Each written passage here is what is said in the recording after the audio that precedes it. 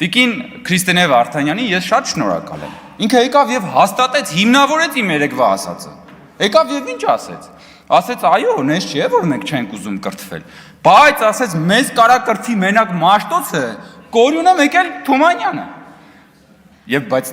այսինքն ինքը ինչ է ասում։ Ինքը պրակտիկորեն ասում է, որ մեզ ոչ ոք չի կարա կրթի։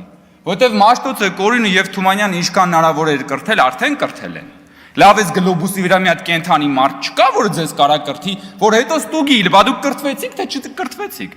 Այսինքն ինքը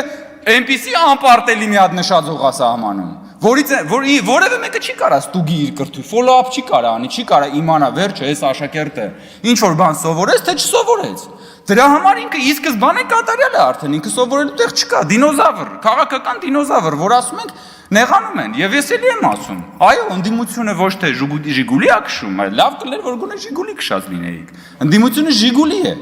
Եվ ընդդիմությունը այս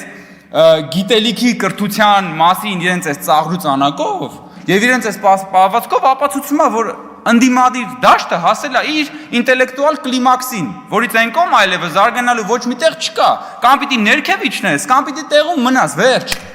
Սա է։ Հիմա ուզում եք սրա հետ պայքարեք ուզում, հաջորդ անգամ երբ որ կծաղրեք, գիտելիքը, գիտության մասին խոսել եւ այլն, հիշեք այս ամեն ինչ հարգելի գործընկերներ։